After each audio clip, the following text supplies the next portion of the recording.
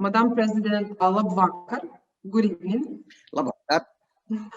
First of all, Madam President, I would like to thank you for your time and for your readiness to share your experience. When I first read about your life, about your biography, I was impressed with your entire life, first of all. The second of all, I was impressed with your career, and I also was impressed with your achievement. I was very surprised to find out how Latvians love you. And you know, they all say that you were the best president Latvia ever had. I'm surprised because usually people, you know, they have like some people they're happy, some people are not. But in your case, I mean, I'm impressed really. So today I would like to ask you some questions related to women leadership, some questions related to politics, especially to Belarus politics. So, Madam President, you were elected as a president of Latvia in 1999, and you were re-elected in 2003. So you served as a president 2 terms. You were the first woman ever to hold this post of President of Latvia. You were also included into the Forbes 100, the most influential women in the world in 2005 and 2006. And you were an official candidate for the UN Secretary General in 2006. My first question, as I said, your life, your career, your experience is extraordinary and very, very impressive. From the bank, you started your career from the bank clerk and you became a president of Latvia. How did you manage being a woman with the 2 kids, with the family, to build such an impressive career in your life? I always had a sense that my life was going to be about learning, and I would get an education as high as there was an education available. My parents, very sadly, I don't know why, they never sent me to kindergarten. They didn't send me to preschool. I never had grade 1.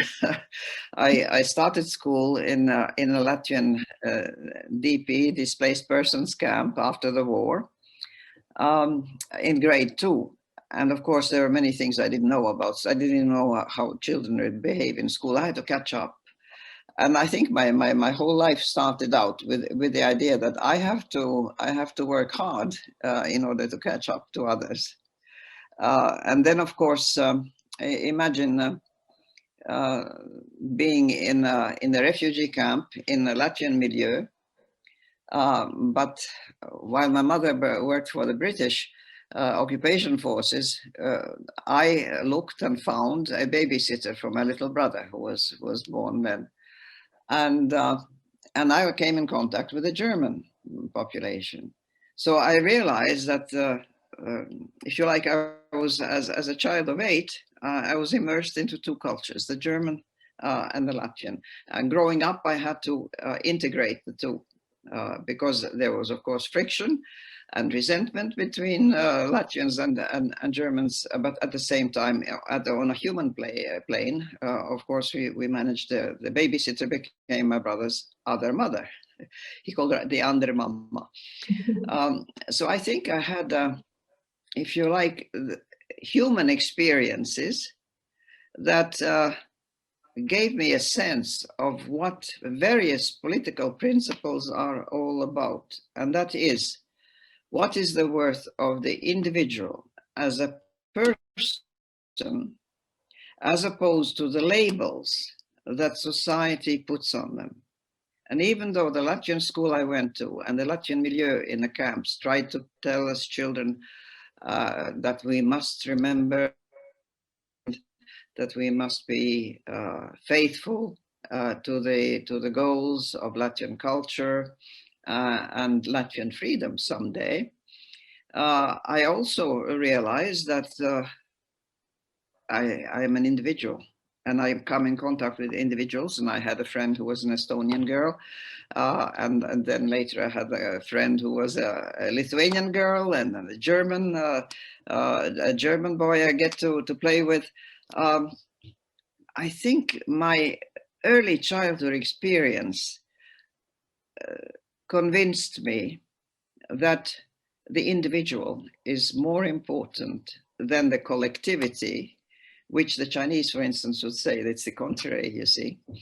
but that in that sense, I'm very much a person of the Western world, because the Western world was, in its development of democracy, it was a long path towards recognizing that individuals, every individual has value, an intrinsic value by themselves. And whatever collective group they belong to should actually be, its responsibility is to the individual, even though the responsibility is mutual. The individual, of course, must respect the collectivity, but the collectivity must respect the individual as an individual. And that is what democracy does. And this is why I had to learn really what democracy is about. I spent my teenage years in a country that was under colonial rule. It was French Morocco as a French protectorate. And the stratification of people according to their ethnicity, and within the native population, between the Berbers and the Arabs, where a smaller proportion of the population being Arabs were in all important positions, and the Berbers, who were a majority, were actually almost second-class citizens.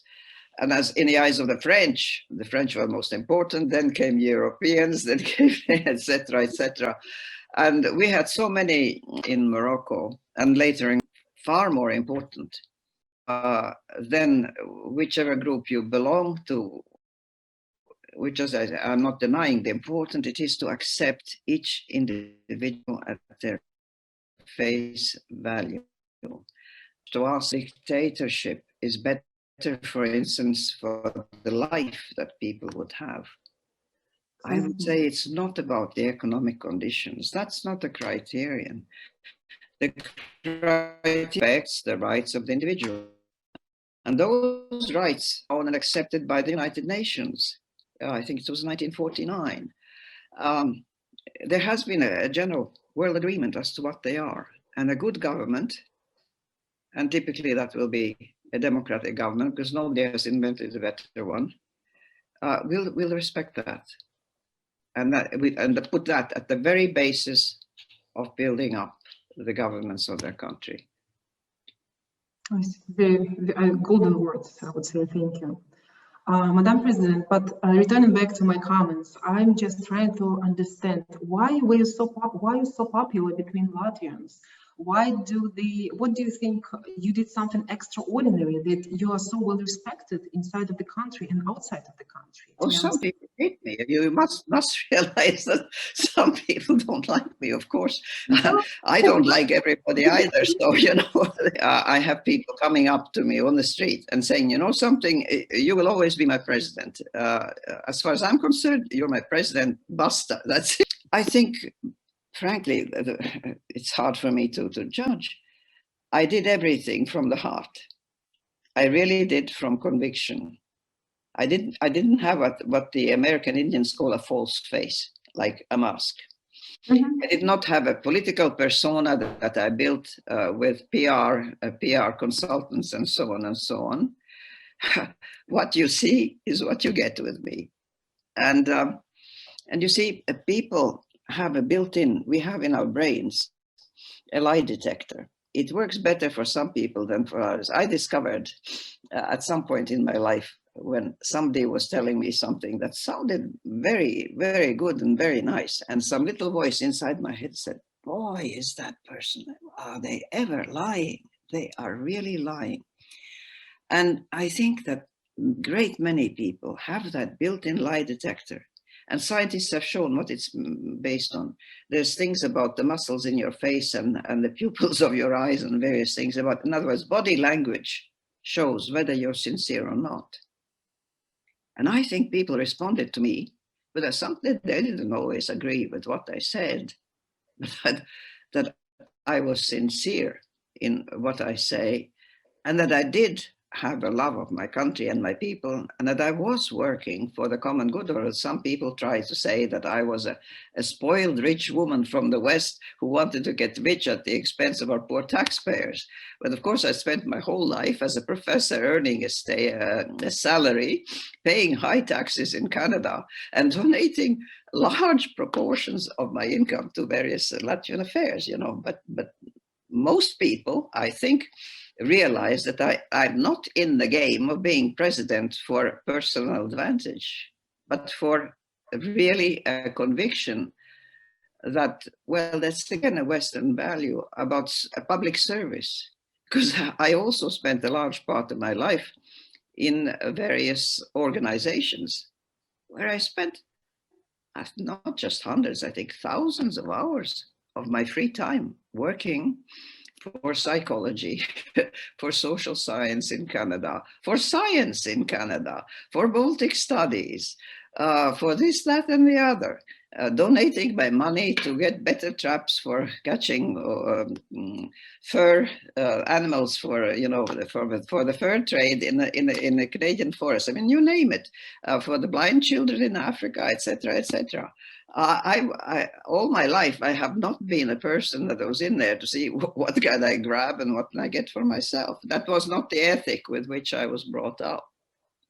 But how did you manage to combine a personal life, a life of a mother, a life of a wife, with this very strong political career? I mean, what you described, you've been busy your entire life. You've been doing a lot of, you know, projects, doing many things for the charity, for the people of Latvia, for the people in Canada. How did you manage to combine these two, you know, quite challenging roles, being a mother, being a wife, and being a politician? With difficulty. It was difficult when the children were small. I lost a little boy, my second child. He was born prematurely. I started my career as a professor, and the load they gave me was too hard. And I think I had a premature birth, and the child died very young, 2 days old, because it had been too hard. So I paid a heavy price for it. About politics, the good thing in our constitution is that it says a person can be elected president of Latvia if they are a citizen and if they're over 40 years old. And in my case, that meant my children were already grown up. I have a son and a daughter. They were already grown up. I did not have to worry about my children. And my husband has always been, we're in a marriage where we consider it's a partnership, so that if something is offered for one of the partners, he as the other partner was absolutely ready. I mean, I did check with him, of course, when I got the offer to be candidate, his life would be affected. So I asked him, was he willing for me to do it, and could he support me? But if he said, if he was going to say no? I would decide between my career and my husband. But you were lucky that you have... Before I accepted his proposal when we were young, I said, listen, I am not going to be a housewife. And in the early weeks of our marriage, when one day he says, you know something, I'm out of clean shirts. And he looks at me sort of expectantly. I said, oh, well, that's a pity, you know, it's too bad. And he still looks at me as if he was expecting that I should have been saying that he has clean shirts. I said, Iman, there's a dry cleaners, you know, on the way to work there. I suggest that you know, in the future, that you check when you're running out of clean shirts and that you give your shirts to the dry cleaners in time. Because there was just no question that I was going, when I was a young girl, I was ironing my dad's shirts. I learned how to do it. I know how to do it. But at that time I was working as a clinical psychologist. He was finishing his master's. Said, no, your shirts are your affair and my clothes are my affair, you know. And have to establish rules like that. It's very interesting. But Madam President, what was the biggest challenge for you to be a female leader? Did you feel yourself the inequality between men and women in Canada or in any Western country? What is your experience? Theoretically, no. And practice mostly also. Really no difference. There were little amusing details of people having, if you like, out of habit, taking it for granted that only a man could have a top position. When I was president of the various bodies that I presided before we were becoming president of Latvia, I was not already there had been 1 or 2 women before me, but I was one of the first ones. In the Canadian Psychological Association had existed for 40 years, and I was the 3rd president, I believe. So, you know, 40 years and three women leaders, clearly we were not at the level of equality at all. The night I got elected, I get a phone call from a journalist in Canada who heard the news and asked me, what's it like to be a woman president? To be elected, I wasn't president yet. And I said, you know, I've never been a man president, so I can't compare. I have no idea. Would you imagine such a question being asked of a man president? Hardly, hardly. But you know something, what I found is that if at an international meeting, for instance, at the Prague NATO summit, President Havel sat me as host of that summit. President Václav Havel sat me to his right hand, and he had Bush or the head of NATO to his left hand. And here I was with the President of France, of the United States, of NATO, and so on. I was at the head table. And I expect, well, we had a good relationship with Václav Havel, mutual admiration, but there were others who had admiration for Václav Havel too in the room. I think in a way, being a woman put me at an advantage, if anything, you know. Well, it's a very good example, because usually many women, the feedback in equality, you know, between men and women, but in the example which... No. I frankly, I was very, you see, even as a scholar and a scientist, I was used to being in situations when I'm the only woman. I remember I was nominated in Canada to be Canada's representative in the Human Factors Panel of the NATO Scientific Program in Brussels. I get my security clearance, I get into the grounds, I'm brought to the building where the scientists have their meetings, and I arrive in a room where this committee is going to sit. And I see a large table, little flags for each country being represented by different scientists. And as I enter the door, a gentleman walks up to me who turned out to be the executive director for that panel. And he takes me by the elbow and he steers me. And I thought, my goodness, you know, I'm being received by somebody with great attention. How very gentlemanly of him. But where he steers me is not at the table where the Canadian flag is where I should be sitting, because I was a Canadian citizen at the time. But he's steering me towards a glass booth at the back of the room. And that is a glass booth where the lady translators are sitting, because they had never had a woman on these programs. And what did you say? I said, excuse me, but I think my place is over there. He was probably very, very surprised. I wouldn't be a bad translator, by the way, except for Greek, that I couldn't. And by the way, I read that you were a translator, right?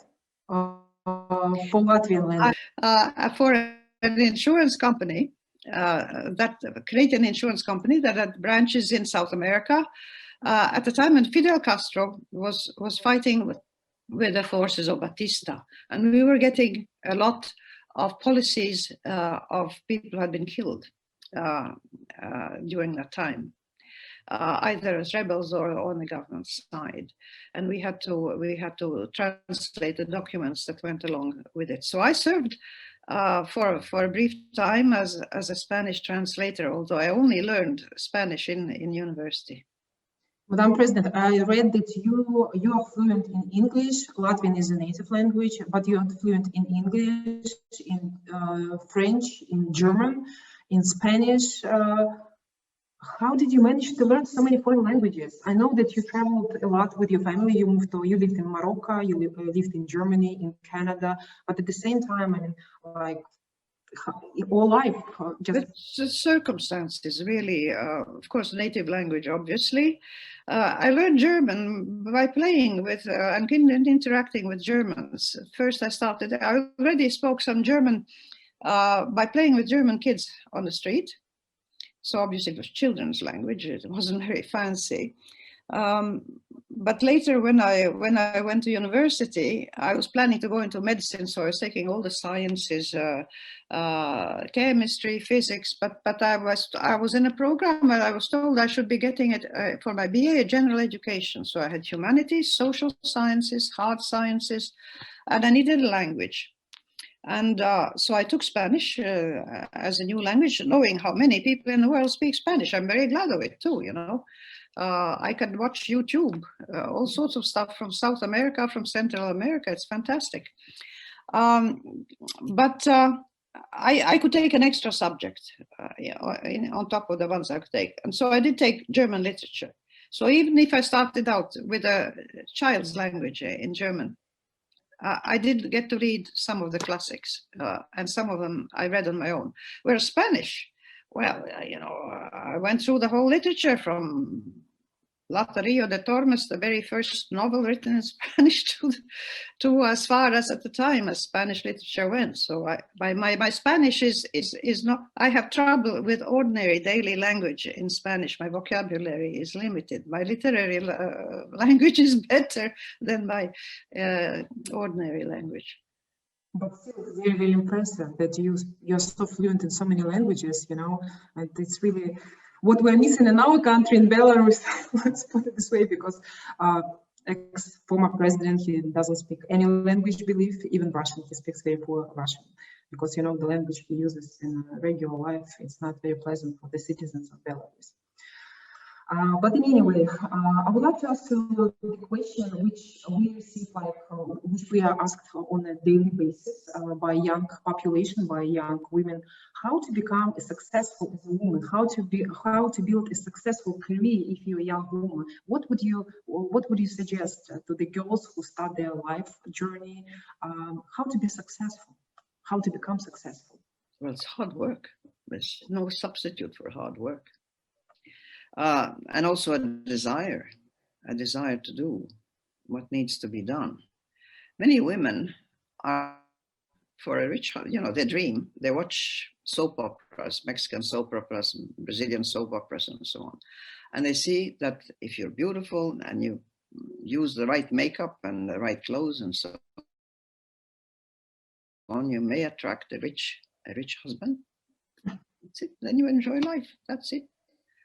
But I had seen, as a refugee child, and then in meeting all these various, very different kinds of people in Morocco, and also later in Canada, that women who didn't have an independent means of income, a profession or a skill, are very vulnerable. So being dependent on a husband is playing Russian roulette, you know. It could work out wonderfully. You could paint your nails and sit by the pool. I had a friend in Brazil who told me this. She said, well, I went to the club and I was always lying by the pool and made sure that I had the latest manicure. I had a lot of admirers. And here I see you are an academic and you're being invited from Canada to come to speak in Brazil. You're so successful. How come? Now I kind of sorry. I said, Zintra, well, you made your choice. You happen to have a wonderful husband who looks after you. Now in midlife, she decided, she says, hey, but I don't have any achievements of my own.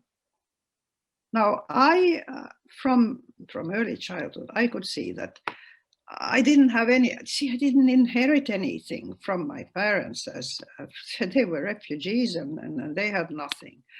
I saw around me women who became really in deep trouble because they didn't have a profession and were dependent on a husband who might be a bad husband. We had a neighbor at one point in Morocco who was beating his wife. And the children were screaming, and then the wife was screaming, and so on. When I saw scenes like that, I said to myself, and once we took the woman to the police station to be witnesses to the fact that her husband missed. And the policeman said, what can we do? We can imprison your husband. And then she says, who is going to feed my children? I never wanted to be in a position like that. I think no woman should put herself in a position like that, ever. I think girls should be told from an early age, you have to be able to look after yourself. I mean, in Latvia, how many women, and among those who went into exile, how many women lost their husbands in the war? And they couldn't always be sure of getting a second husband who would look after and help bring up their children. They brought up their children alone.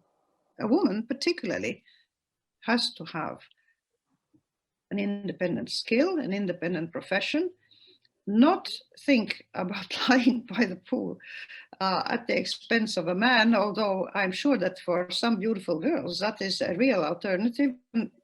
God help them, may they enjoy it, you know, as long as it lasts. But it's much safer. Madam President, I would like to ask you the following question, because you know that a lot of Belarusian families had to flee Belarus. We have a lot of refugees from Belarus in Ukraine, in Poland, in Latvia, in Lithuania, in Russian Federation. And I know that, as you said, like you spent your childhood in the refugee camp. How did you feel when your family had to move from one country to another? What were your feelings? Did you take this experience as a learning life experience and just learn the languages, taking advantage of the situation? Because it's not easy to start your new life in a new country. Well, you see, in my case, we didn't have any choice. So things were happening to us. I mean, my parents' choice was stay in Latvia or leave. I remember in December 1944, we were on the west coast of Latvia in Liepāja. The area was already, the Red Army had surrounded the town. We were running out of food. The Germans were sending ships to Poland with evacuating their army, actually abandoning, you know, the territory. And they were taking refugees with them. My mother tried to convince her sister to come along. And she said she was too scared of the unknown. Both of them had babies 10 months old. And she says, and my little daughter has a cold, and I don't think it's a good idea. And my mother said, well, I can't stand that. We had the communist system for 41 for 1 year. And she said, I can't stand that system. It's a system of lies. It is an oppressive system. It's undignified to live under such a system. And she'd rather take any kind of risk. And so did my stepfather. It cost them dearly. A month later, my baby sister died in a camp because of the conditions and of the traveling. So we just kept moving west to get away from the Russian army and the communism, and one step at a time. And some of the camps at the beginning that we had in the last months of the year, where my sister died, were really, really horrible. I still have nightmares about them.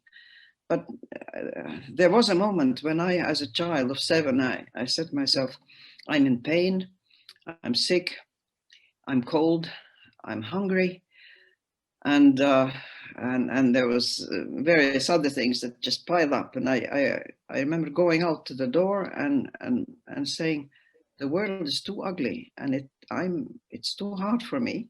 I think I'm going to lie down and let myself die, join my sister, you know, in the other world. It's too much.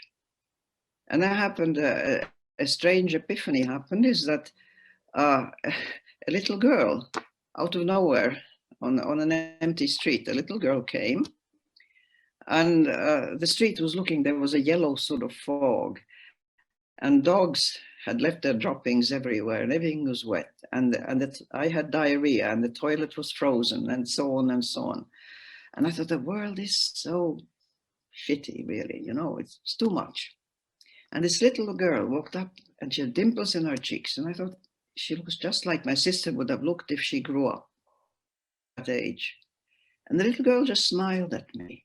And the sun came out in this horrible yellow fog, everything sort of wet and dirty and disgusting. And the sun shone on that child as like a, you know, like on a stage when you have an artist with the projectors. The sun shone on that girl, and she looked at me and she smiled, and I thought, just like my little sister would be looking at me. And all of a sudden I get this feeling that as if my little sister was saying, look, my fate was to die, but you remain alive, therefore your fate is to live.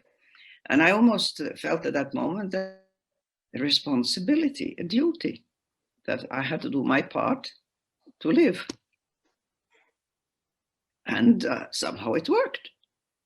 You can explain that, you know, as a miracle or just a simple coincidence. To me, it was a very meaningful experience. And from then on, whatever happened, I always felt it's a sort of duty I have, that I have to keep going no matter what. If at one point I drop, or it's my father also perished at sea, you see, as a very young man. He never saw me. So I had a sense of, you have a destiny or you have a fate that somebody else decides. Everything's not up to you.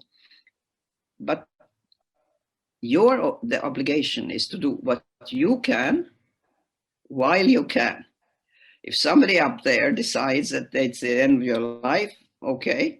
That's, you know, it's not my problem. It's not that person's problem. But while you're alive, I feel you have a certain, that's where I had a sense of responsibility, that one should have a purpose in life, you see. I think many people suffer because they do not find a purpose in their life.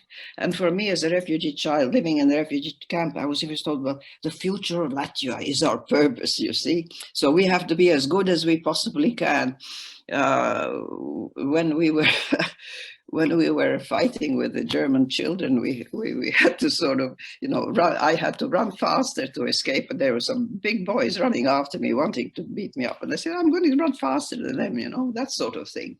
And when we arrived in Canada, imagine, even not the best students from a Latvian refugee school, where we didn't have textbooks, where we didn't have teaching materials, where everything was just incredibly primitive. But because I felt they have to show them, and they worked hard, they were all at the top of a class. Not just the ones who were at the top of a class in Latvian school, but even the ordinary mediocre students. They went to America and they were at the top of their class. Why? I guess they had learned, or the feeling of having to show, I'm not worse than you, I'm as good and maybe I'm better than you see. Because of course, when you arrive as a foreigner, people sort of say, oh, you know, who's this person? Are they worth talking to? Are they important enough? And so on. Well, I said, okay, you know, you'll discover what I'm like, and then we'll see. You know, not take it too hard, and having this sense of. I remember one family said that the little girl came out after I asked her whether she would let my little brother play with her in a sand pile. And her mother came up and said, the girl came back and she said, my mother told me that I'm not allowed to play with dirty Russians. Okay. I told her, first of all, we're not Russians and we're not dirty. That's the second thing. But third, of course, I don't even want to play with you, not people like you. Thank you very much. It was a very good answer.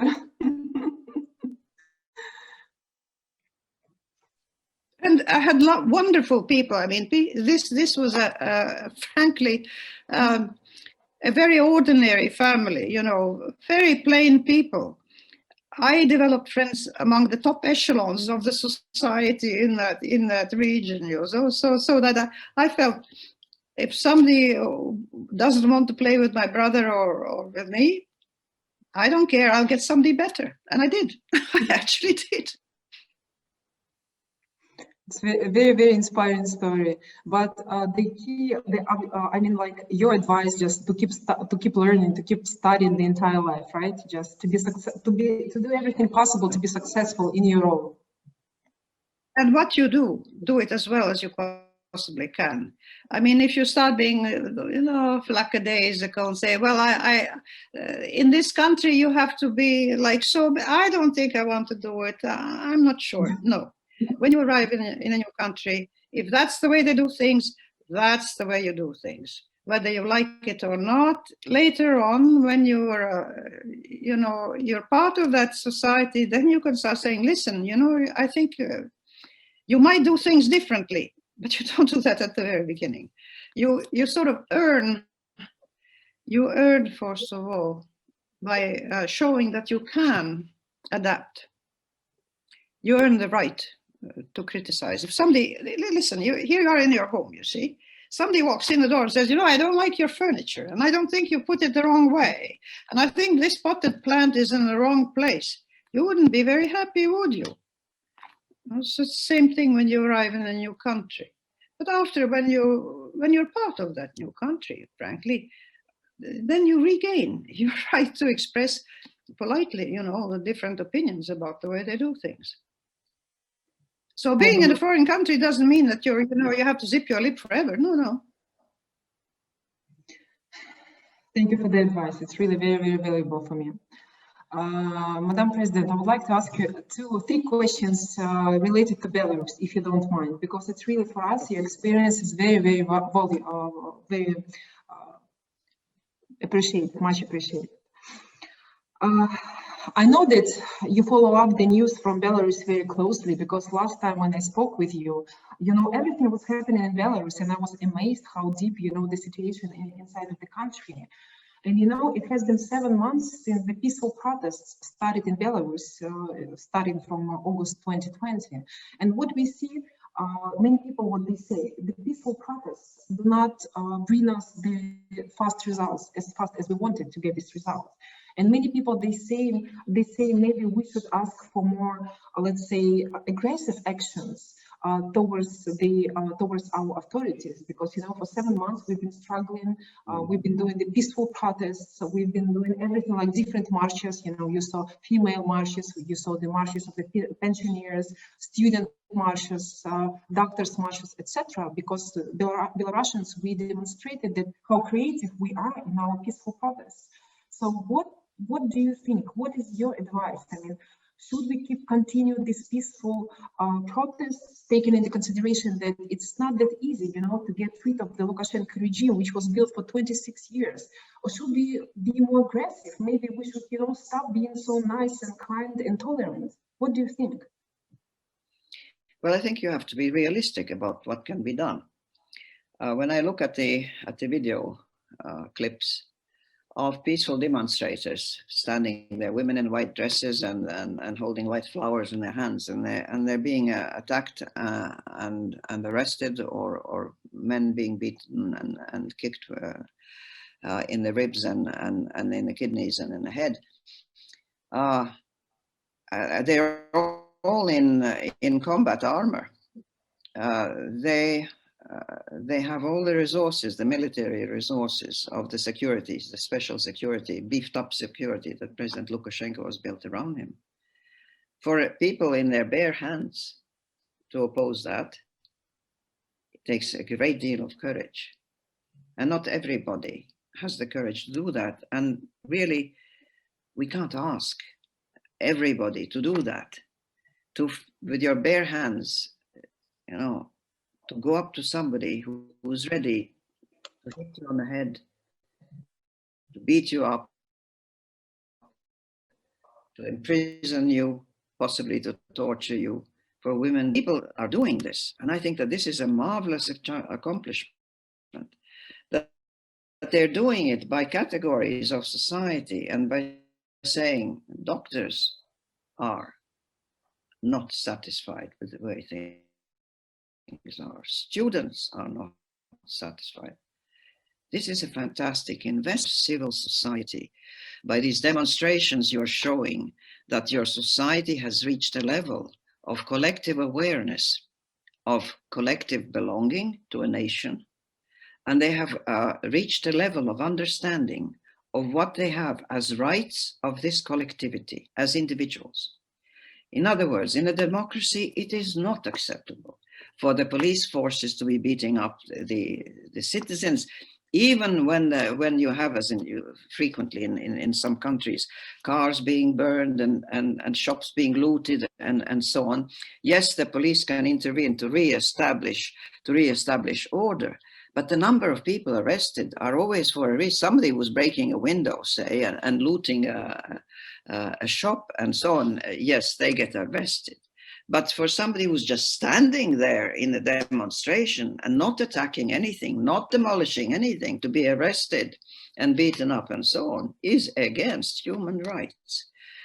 So what you're showing is, first of all, the courage of your people, the conviction of your people that they have developed a sense of who they are and what their rights are as individuals and as a nation, that maybe for the early years of post-communism, people were so busy catching up to the world changing, and they were wondering about their survival and about their material comfort and their education and about their children and so on. And they were not ready, I think, to have this social participation and social responsibility. I think your nation has reached, to my eyes, a critical point, a tipping point, as the famous writer put it, a tipping point where your nation says we are ready for a different regime.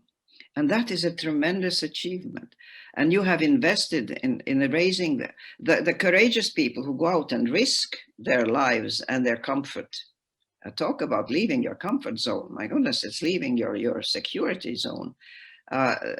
When you see the courage of so many people doing that, it reminds the others that everything that we have that is valuable in a society, the freedom of speech, the freedom of religious conviction, the freedom of assembly, the freedom of movement on the street, not during a pandemic. Again, here we have citizens in the Western world protesting when they're told there's a curfew, you shouldn't be going to bars and sports arenas and so on.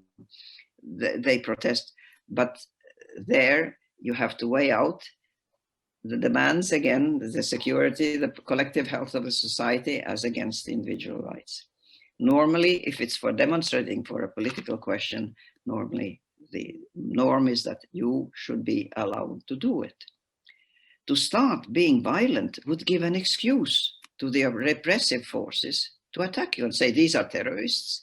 They're destabilizing the country. They're dangerous elements. They're criminal elements. We have every right to put them in prison.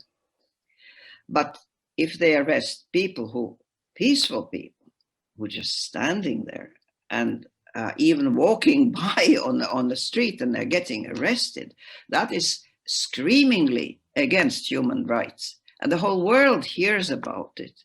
Whereas if they started trying to bash things up, the local security forces would say, these are bandits, so we have to arrest them, you see. That would be entirely the wrong strategy. On top of it, look, you have an army and you have security forces that are under the president right now. As long as they remain loyal to him, you cannot engage in violent action. But as I say, sort of in terms of your image in the world, being a peaceful people with peaceful demonstrations gives you a real strength that the other side cannot counter, you see. They have no arms against peaceful, absolutely united consciousness, all saying the same thing. I want my vote to count. I want my rights as a person, as an individual, because I am a European, I'm a citizen of the world. The United Nations has given me certain rights according to the principles, and I stand up for it. I'm ready to stand up. I think it takes great courage. It took some years for Belarus to get to this point. This is a very important milestone what has been achieved. People should not get discouraged, because it's like a chemical reaction. Things are starting to bubble. and society, it's the consciousness, it's the understanding of society as to who you are, what you want to be, what you want to become. That is what's being communicated in these months and in these days. And that aim that you have, that goal, what is the goal is that every citizen has certain rights that no president, nobody in any kind of office has the right to take away from them. Certainly not by force, not by arms, not by oppression.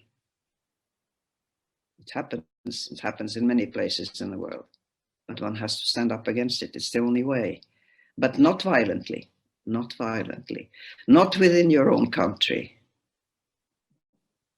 I agree. And one more comment or question from my side as well, because since the day of the protests, 10 citizens, 10 civilians were killed by Lukashenko people.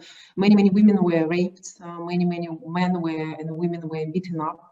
And we see that not a single criminal case was initiated, not a single criminal case was opened. For example, I know that probably you've heard this story from Roman Bondarenko. It's just a regular citizen of Belarus, and he came out of his apartment just to find out what was happening outside of his house, and he was beaten up to death, and he was killed, he was murdered, and Lukashenko doesn't open any criminal case. Lukashenko doesn't acknowledge any international organizations. Lukashenko, but at the same time, if you look at some cases, they're really, astonishing cases, because the woman who takes away the head from the militia forces, she's sentenced to 2 or 3 years in the prison. The doctor who witnesses that Roman Bondarenko, the victim of this murder, had 0% of the alcohol in his blood, he was sentenced to the prison.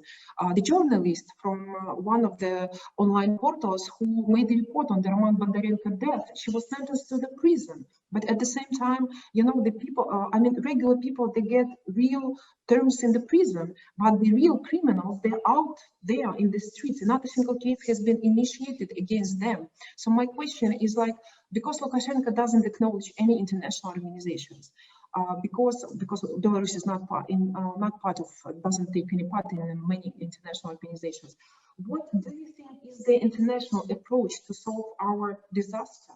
To solve our disaster in Belarus, because as you know, the human rights are heavily violated in Belarus. What to do? Well, for one thing, keep on gathering the information and spreading it in the world as far as you can. In other words, use social media to gather as much visual evidence as you can, or stories about it. Inform the world. Keep a flood of information coming out, showing how this man is really not fit to rule. He's not using justice and the justice system to pursue criminals and people who take away other people's human rights. On the contrary, they work for him. That's his whole strategy. But you see, you have to work with the Western powers, and the Western powers will tell you, well, we can't start a nuclear war with Belarus, can we? Because then Russia will come in with its nuclear arms and their partners, and we can't attack Lukashenko militarily. Besides, we are, for instance, NATO is supposed to be a defensive alliance, so that's not our role. So military action is out. So what's left? So far, the diplomatic condemnation is something you have to keep reminding Western powers to keep coming out with statements saying that, frankly, Lukashenko has lost respect in the eyes of leaders in these parts of the world. But in practical terms, economic sanctions for Lukashenko and those who support him, they will have a certain effect. They will not have an effect on his militias and on his security, on his OMON or whatever it is that get specially privileges and high salaries and so on, and who can enjoy beating up other people because they're sadists by nature and so on. those people can't be influenced from outside the country, and they will only sway once they see that Lukashenko is losing power. But you need diplomatic work, just like we exiles did for decades, sadly. I mean, it's not very encouraging. It took us 50 years before we got our country, you know. I hope it doesn't take you as long. I'm sure it will not. I'm sure that you can do it faster. I really do. But you will need diplomatic work, relentlessly, constantly. In the West, it was started by our older generation. Then my generation, when we grew up, we took over. And then our children took it over. And you have to keep spreading in your country and insist that whoever is in power, Lukashenko or some successor of his, if they act in the same way, does not deserve to be a business partner. One should not have normal relations with such a person leading his country in such a way. And that is very difficult to achieve because, of course, in Western countries, as everywhere else, there are people who are thinking about how to make money. And they will be ready to trade with the devil if they think they can make a profit out of it. And this is why the rest of society in those countries and your spokespersons have to keep reminding the world that there are such things as moral values and humanistic values in the world that should be respected. And even if it costs in your country, some electors will be unhappy if they say, well, we can't do business with Belarus anymore because we are doing very good business with Belarus.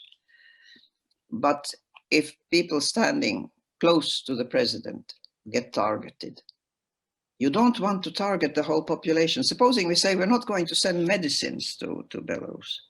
I understand Belarus is a manufacturer of pharmaceuticals anyway, but supposing you need certain pharmaceuticals that are manufactured in the West. I don't think it would be morally right to say put a blockade on that. Because it will affect, personally, I don't think that. It will affect just regular people, not Lukashenko. Yeah, I think the sanctions should be targeted specifically to supporters of the regime and those within Belarus who are doing everything to keep this regime up. Because Lukashenko can't do it alone. He obviously has supporters. That's true. And Madam President, the last request from my side, I would really appreciate if you could say some words to Belarusian women who fight with the dictatorship, who fight, for our basic human rights, to the women who are political prisoners now, because we have 35 women as of today as political prisoners. So say something for Belarusian women to encourage us to keep our fight. I've lost you. We lost the connection. Can you repeat your question, please? Yes. I would appreciate if you say a couple of words to for Belarusian women who fight for democracy, who fight for our basic human rights, to the women who are still in the prisons, because as of today we have 30 women as political prisoners in Belarus. So I would appreciate if you say a couple of words of encouragement for Belarusian women.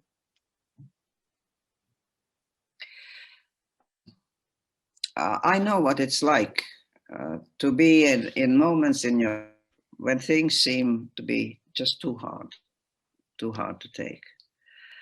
And I told you a little anecdote how, to me as a child, something happened that gave me hope again.